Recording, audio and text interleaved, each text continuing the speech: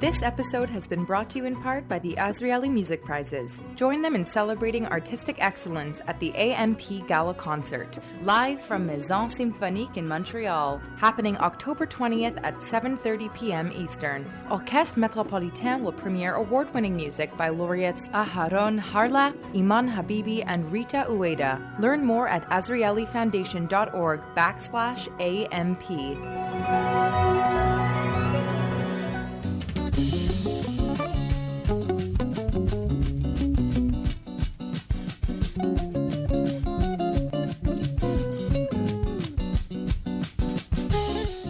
I also could not attend services in Charlottetown because we were not allowed to drive into Charlottetown because of the damage. That's the voice of best-selling author and motivational speaker Martin Rutte talking to me from his home in Charlottetown, PEI.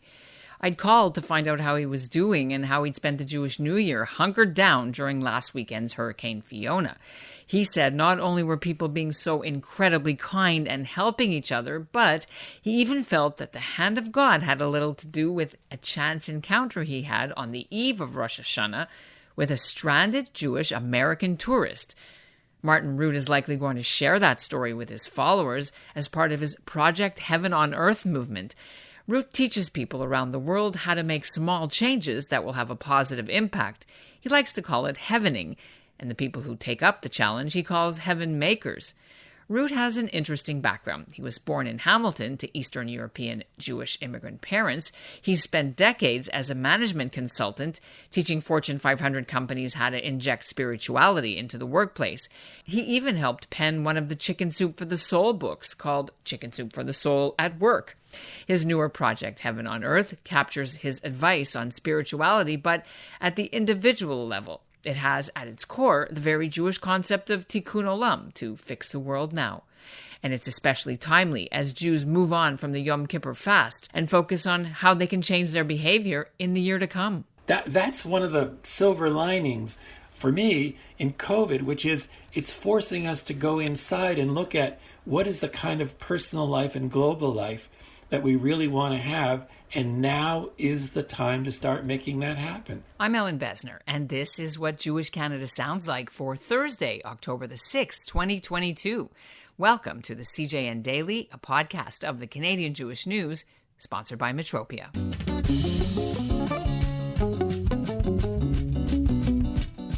Martin Rutte's message has sparked people to create charity projects and do other acts of kindness in parts of the world as far away as India and in Nova Scotia, closer to his PEI home. You should know that we actually recorded this interview right after New Year's in January, when his province of PEI was digging out from a bad winter snowstorm, and my husband and our 2 kids and I were in Aruba, where we found ourselves stranded for 3 weeks, after we all came down with COVID, and basically we were kicked out of our hotel and transported to a government quarantine facility for the next 10 days, and it was only due to the kindness of the local Chabad rabbi in Aruba's capital that we had anything to eat that first night, because he sent over a prepared kosher meal for 4. Okay, I'm digressing a bit, but this whole Aruba ordeal actually comes up in our interview since Martin asks me about it directly. And joining me now from his home in PEI is Martin Rutte. Welcome to the CJN Daily. Thank you. It's a real pleasure to be here. I don't think I've ever been interviewed by a Yiddish newspaper before. Well, not Yiddish, but definitely members of the tribe, for sure. Members of the tribe. So, look, we're talking. I want to share with our listeners, some of your spirituality, how they can do it in this new changed circumstances. So I hope that's where the conversation is going to go. With pleasure. Can I give you a little context first for those people who don't know me? I've worked with large corporations, Sony Pictures, Apple Computer, Merrill Dow Consumer Pharmaceuticals. I've spoken at the Harvard Business School 4 times on the topic of vision. As you said, I'm a co-author of Chicken Soup for the Soul at Work with sales of over 1.1 million copies and translations into 15 different languages. So I've always been fascinated with the idea of what's a vision? How do you evoke a vision in an individual and in a company, in a group? And how do you make that real? And what stops it? And then about 30 years ago, I was going to do speak at a conference rather, on spirituality and work. And I was sitting off by myself, just kind of contemplating going on stage. And this thought came to my mind: if every business in the world is spiritual, is that what you want? And I said, no, not really. Because if we could transform work, if we could transform business, that's a lever for transforming the world. And then this thought popped into my mind: oh, you mean heaven on earth? And my first reaction when I heard that phrase was, oh my God, you can't say that. But as the more I thought about it, the more I thought, well, wait a minute, I can talk to you about hell on earth. That's a permissible conversation. Why can't I talk about heaven on earth? And again, not to impose my definition of heaven on you, but rather to evoke what heaven on earth is for you from your perspective. And so that's been the work of the last 20, 30 years. We'll go more into it, but that just gives a framework for, I think, particularly at this time of COVID, the environment, the threat of nuclear weapons. There are massive issues facing us, humanity.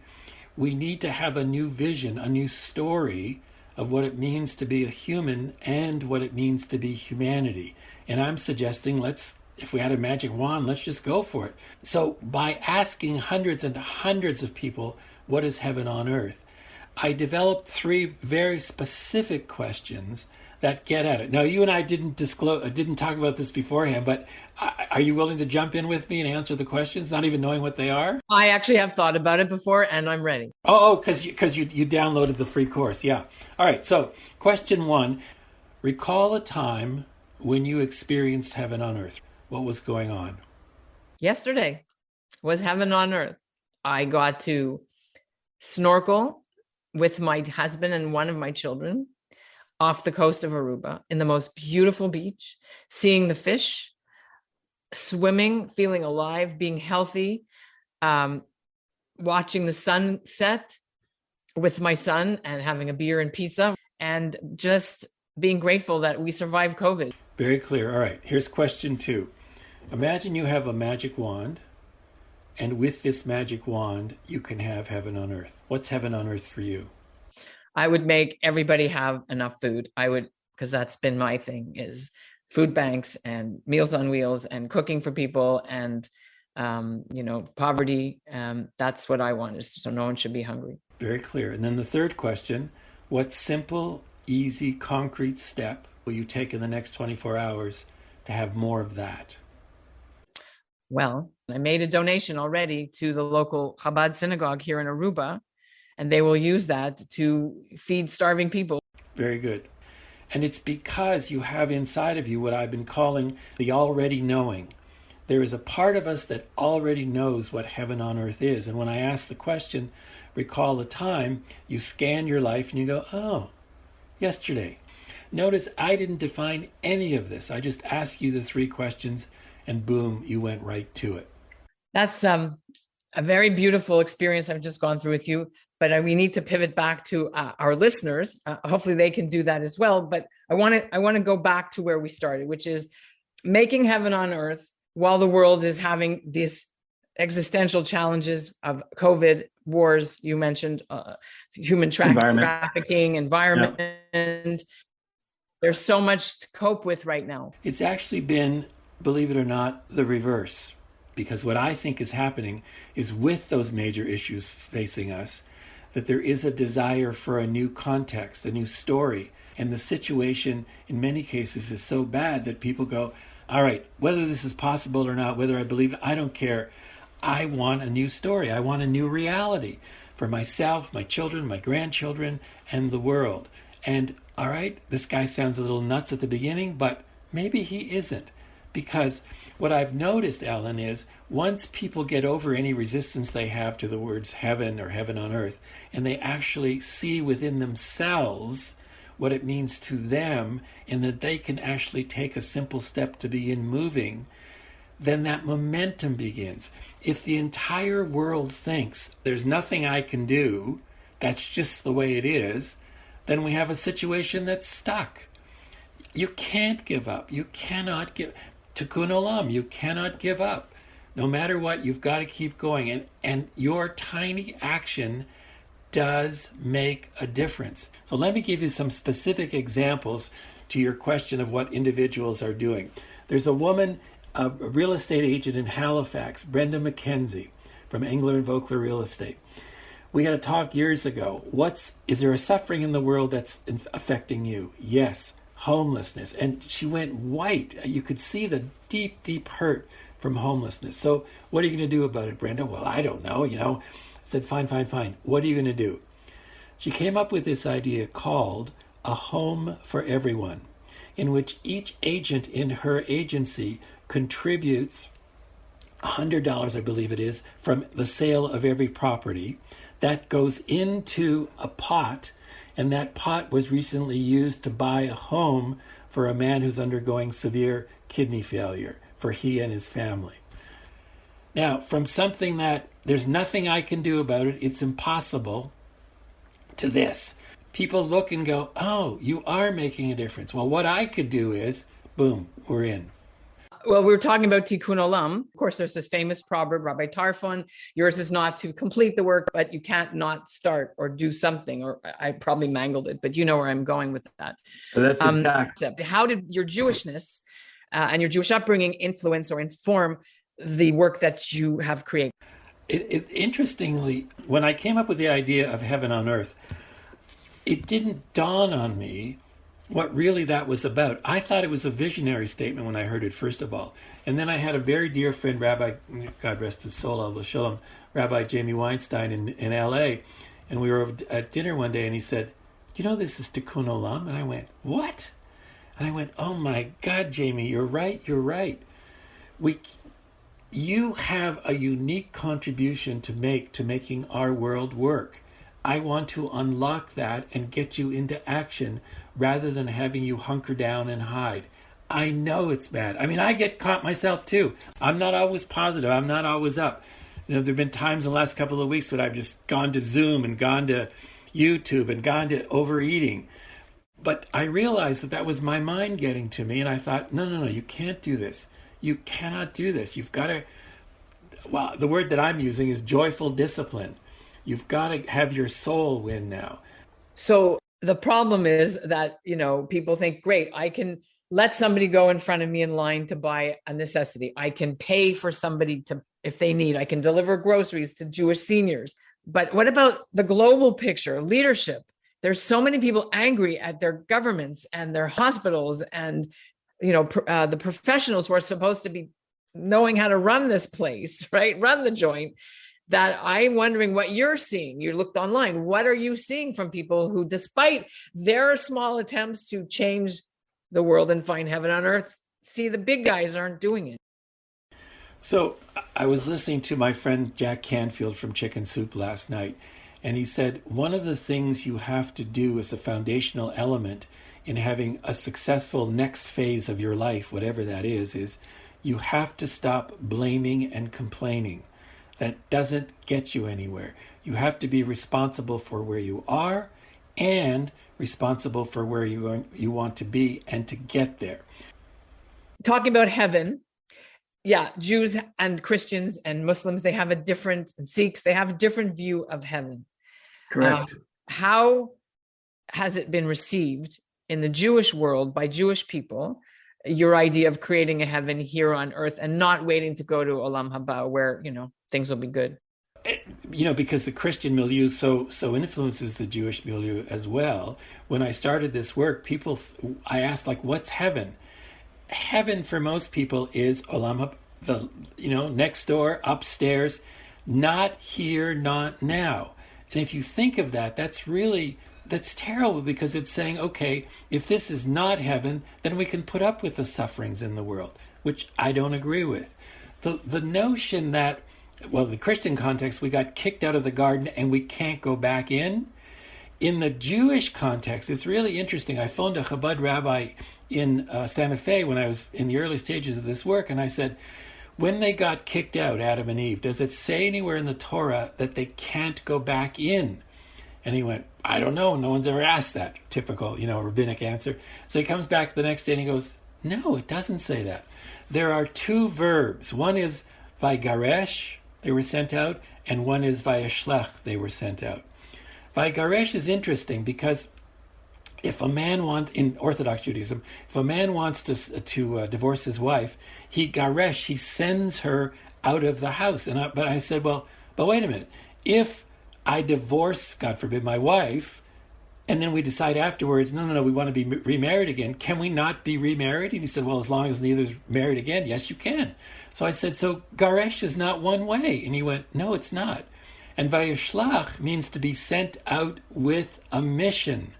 In Chabad, Shaliach, to be sent out with a mission. I think our mission is to recreate the Garden of Eden here, to take the sufferings, the unnecessary, stupid, deeply hurtful sufferings in the world and clean them up. That's our job. So wherever on the spectrum of tiny, whatever simple is for you, do that, and that will begin to make the difference.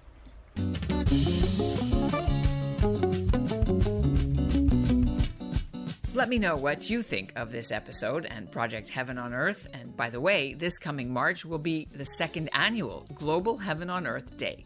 And you can find all the information about that and the link to his website and his book and his free course in our show notes. And that's what Jewish Canada sounds like for this episode of the CJN Daily, sponsored by Metropia, integrity, community, quality, and customer care. Today's listener shout-out goes to Adrian Feigelson of Toronto. And we'll end with the rest of Martin Rutte's Hurricane Fiona story about his chance encounter with a stranded American Jew, sort of like a mini come-from-away miracle. We'll be back after Thanksgiving and Sukkot. Thanks for listening. Hurricane Fiona hit us last week with fury and strength. We knew it was coming and would hit the east side of the island, so my wife and I, and my sister who was visiting us at the time, decided to move to a hotel 40 miles west in Summerside. A couple of days after we got to the hotel, I was walking down the hall and an elderly gentleman was in front of me. We made some small talk and that was it. Next morning, my wife, sister, and I were having breakfast, and that same gentleman and his wife came over to say hello. During the course of the conversation, she said that her daughter had a new baby. In fact, both of them were now new grandparents. My wife and I both reflexively said Mazel Tov. He looked at me, his name was Craig, he looked at me as if he knew what I was saying. And I said, do you understand what we just said? He said, yeah, I'm a Jew. I said, what? You're a Jew? Yeah. So we got talking more and more. And in the course of the ongoing conversation, I said, Rosh Hashanah is coming up on Sunday night. He said, yes, I know. I have a machzor, a siddur, a prayer book, one for Rosh Hashanah and one for Yom Kippur. I said, what? You have it here? Yes, I do, he said. Now you have to understand that not only were my sister, my wife, and I transposed into this hotel in Summerside, but also he and his wife, who were with a group of about 50 other American tourists on a bus tour of Eastern Canada, had been planning on going to Charlottetown but couldn't because of the ravages of the storm, and so ended up at the same hotel. So I said to him, I'd love to see those two Siddurim. He said, fine, come to my room. So I go up to his room, and there he pulls out a siddur for Rosh Hashanah and a siddur for Yom Kippur. I was literally in shock. I couldn't believe how God had brought all of us together, and here I was looking at two prayer books. So I said to him, can we do a little davening tomorrow morning? And he said, sure, fine. So we, unfortunately, he and the group did leave that morning, but I saw him, and I just thanked him. And the kicker to the story was, his room was directly across from our room. Now, in a million years, you could never write a script like that. Nobody would believe it. And yet, here Hashem had brought all of us together so that I could see his Siddurim and partake, in a way, in Rosh Hashanah. And his name is Craig, but his Yiddish name is Yechaskel. My English name is Martin. My Yiddish name is Moshe. So Yechaskel and Moshe celebrated Rosh Hashanah, as did the rest of our families, together in this most unusual, most bashert way.